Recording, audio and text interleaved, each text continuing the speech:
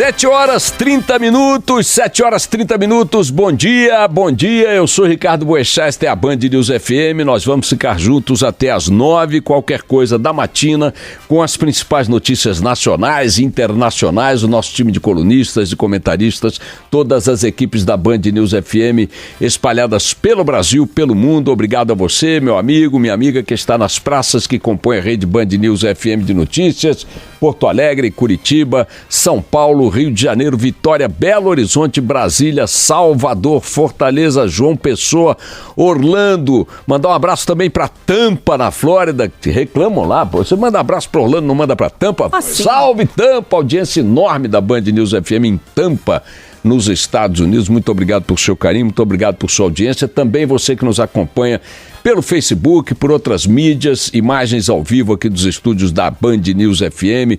O nosso WhatsApp é o 11 999 592 100, 11 999 592 100. Também temos aí o Twitter, que é o... Como é que é o Twitter? @Rádio Band News FM. Pronto, esse é o mais difícil de memorizar, né? né? Arroba... Como é que é?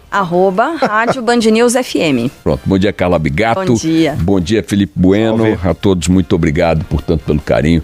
Minha gente, olha, o noticiário internacional hoje dominando, claro, as atenções, não apenas por conta do referendo na Catalunha, proclamando lá na decisão, no desejo daqueles que votaram, 90% que foram às urnas, apoiando a independência da Catalunha. Vamos conversar a respeito desse fenômeno daqui a pouquinho. O Brasil tem uma população estimada em 15 milhões de pessoas com sangue espanhol nas veias, portanto também descendentes catalães. E é claro que esse assunto tem um grande interesse para nós também por essas razões, por esses vínculos familiares, culturais e tudo mais. Mandar um bom dia aqui para o nosso Luiz Megali, nosso catalão Luiz Megali. Bom dia, Megali, e toda a equipe do Café com o Jornal, também para o nosso Rafael Colombo e o Band News TV, imagens agora da TV Bandeirantes e do Band News TV aqui nos estúdios da Band News FM em São Paulo. Nosso correspondente nos Estados Unidos, Murilo Borges, está na linha comigo de madrugada agora, né, nos Estados Unidos ainda, para nos dar detalhes atualizados sobre esse ataque de um atirador que matou 20 pessoas disparando de uma torre de um cassino famoso em Las Vegas, já à madrugada do Brasil de hoje, com mais de 100 feridos. Murilo, bom dia para você. Bom dia, Boechat, exatamente, né? Agora 3 horas e 33 minutos, horário de Las Vegas, onde, como você disse, 20 pessoas morreram, mais de 100 feridas após um tiroteio em um festival de música country do lado de fora desse hotel, Mandalay Bay, que, para quem já esteve em Las Vegas ou quem não conhece, fica naquela avenida principal da cidade, conhecida como Strip. A princípio, né, o único atirador foi morto pelos policiais, que agora procuram por uma mulher de origem asiática, cujo nome é Marilu Danley, e já teve sua foto divulgada. Ela esteve com ele nos últimos dias e provavelmente também estava no quarto do 32º andar do Hotel Mandalay Bay, de onde foram efetivados os disparos, de acordo com o xerife local. A identidade do assassino ainda é mantida em sigilo pela polícia de Las Vegas, que o chamou de lobo solitário durante uma coletiva agora na madrugada. Embora a hipótese de terrorismo externo ainda não tenha sido descartada, o xerife local disse que a possibilidade é remota e, de acordo com testemunhas, foram mais de 15 minutos de tiroteio. Os hospitais de Las Vegas reportaram que há diversas pessoas em estado grave por lá e há cerca de 5 minutos, o governador de Nevada, Brian Sandoval, usou o Twitter para se manifestar, disse que um trágico ato de violência covarde abalou o estado. Donald Trump segue sem falar nada, ele que costuma, durante as investigações, falar bastante quando as mortes ocorrem na Espanha, na Inglaterra, por exemplo, recentemente. Por enquanto ele segue calado. Agora, Murilo, nós temos aqui o som dos tiros, para vocês terem ideia do terror que foi esse ataque. Vamos lá.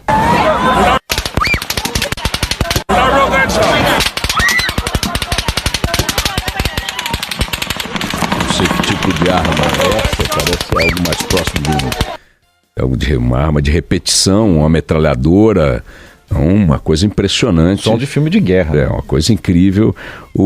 Esse hotel cassino é também, talvez, não sei se o maior ele é administrado pela MGM, né? E é palco de incontáveis grandes espetáculos, lutas de boxe memoráveis, enfim, talvez seja o mais famoso de Las Vegas, não é, o Murilo?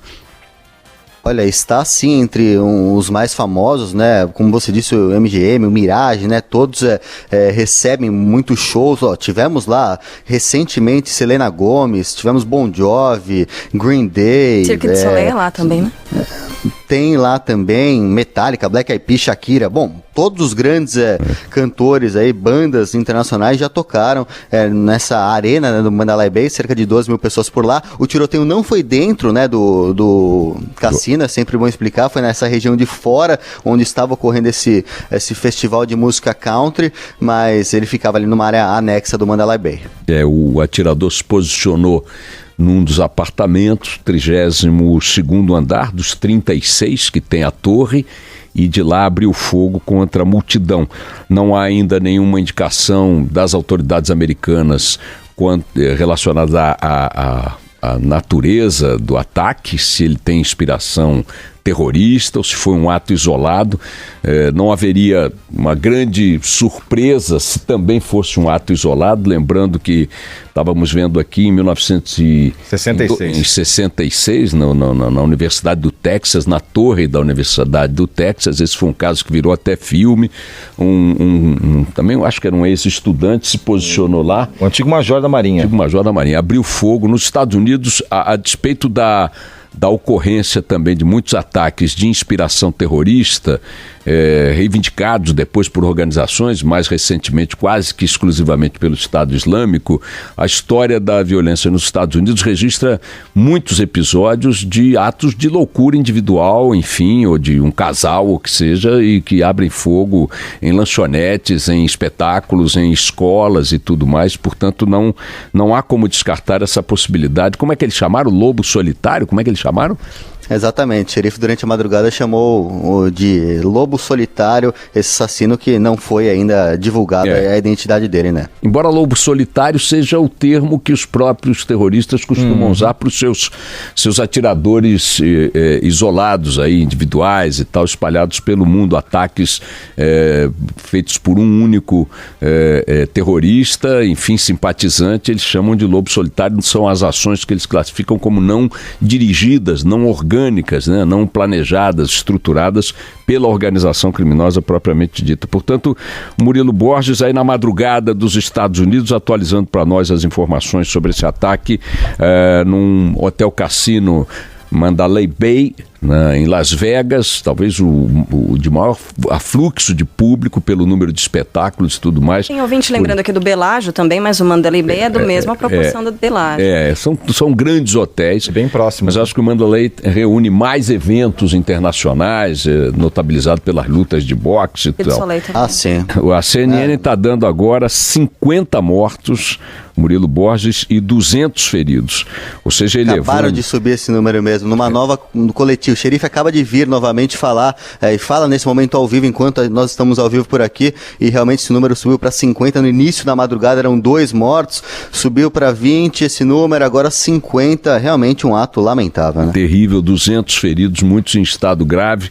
Murilo Borges, que não vai dormir esta noite nos Estados Unidos, daqui a pouco volta atualizando as informações para nós. Um abraço, Murilo. Um grande abraço, Bechá.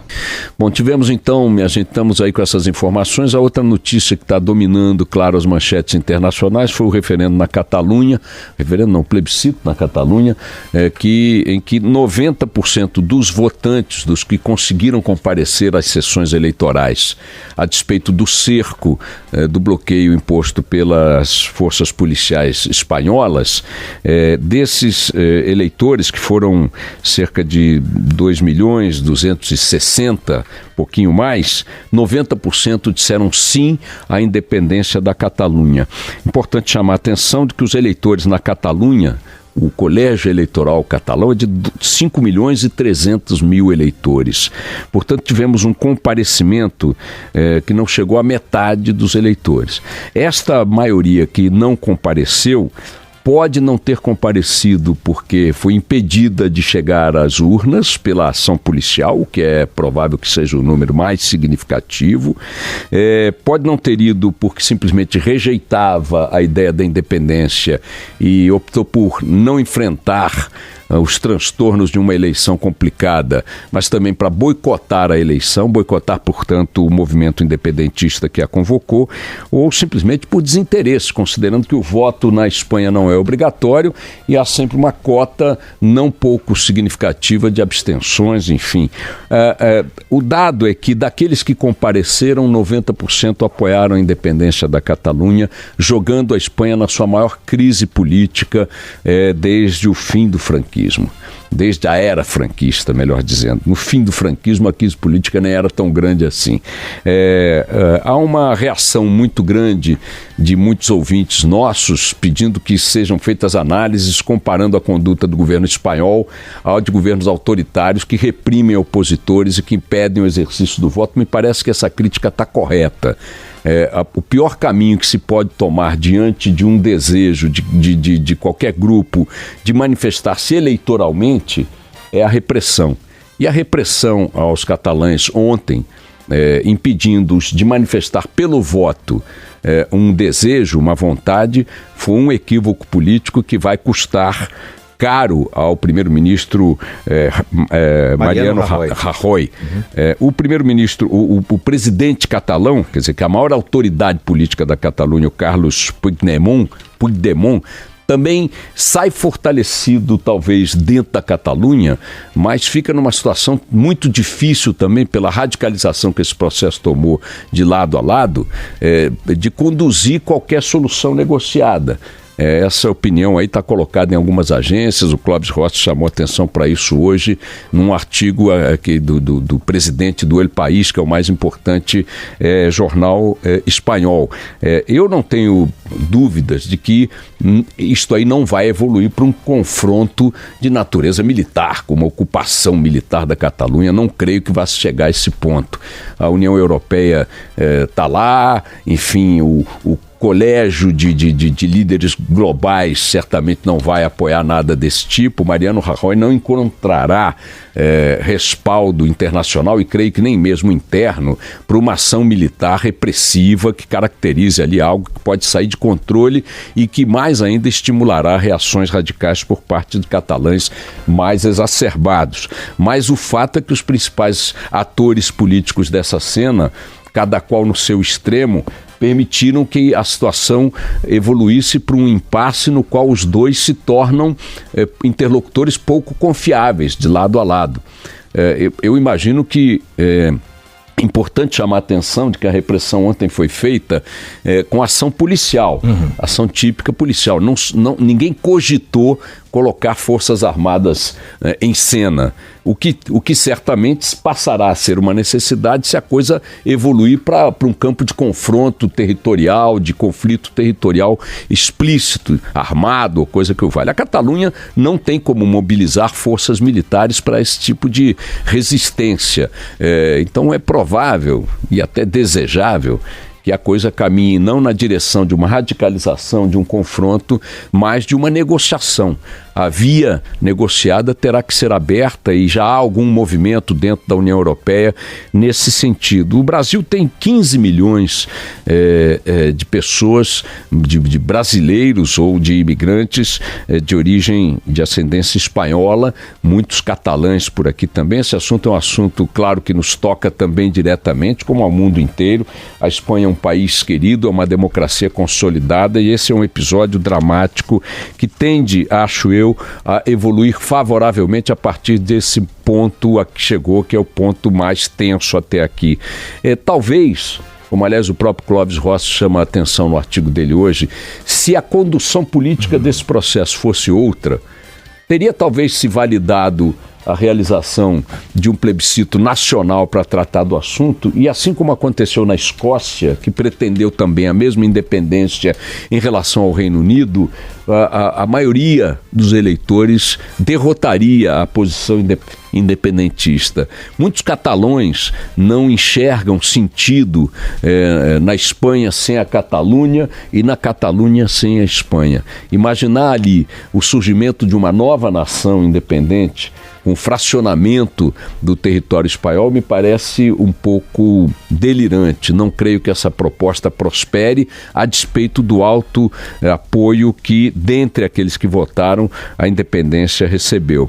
Suponho que Mariano Rajoy sai muito desgastado desse episódio, mas a esse desgaste não creio que corresponda um credenciamento, né, uma valorização da posição do presidente catalão, o Puigdemont. Acho que ambos, na soma dos fatores, ficam inviabilizados para conduzir uma negociação que chegue a bom termo em relação a esse assunto. Só para não deixar de fora, olha, vamos voltar aos Estados Unidos. O nosso correspondente Murilo Borges tem novas informações sobre o ataque de um atirador num hotel em Las Vegas, com 50 mortos até agora e 200 feridos. Murilo, por favor. Enquanto conversávamos, né, Boixá, o xerife local dava uma coletiva e ele confirmou o nome do atirador, Stephen Paddock, de 64 anos, e ele disse também que muitas armas foram achadas no quarto dele.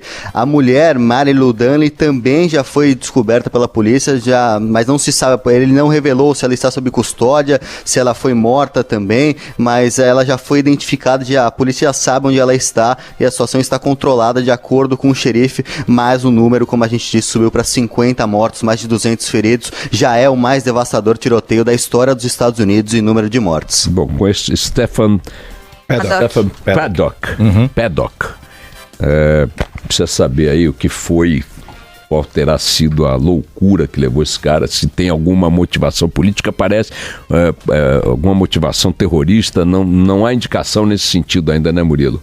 Por enquanto não foi descartada, né, a hipótese de terrorismo externo, mas é cada vez mais remota essa possibilidade conforme a identidade dele foi revelada e de acordo com todos os dizeres dos policiais. Fotos desse maluco já estão sendo divulgadas pelas agências internacionais, não vi ainda fotos da mulher, mas um homem de 64 anos, um idoso, portanto, autor desse massacre com mais de 50 mortos, ou 50 mortos até agora, e 200 feridos, muitos em estado grave.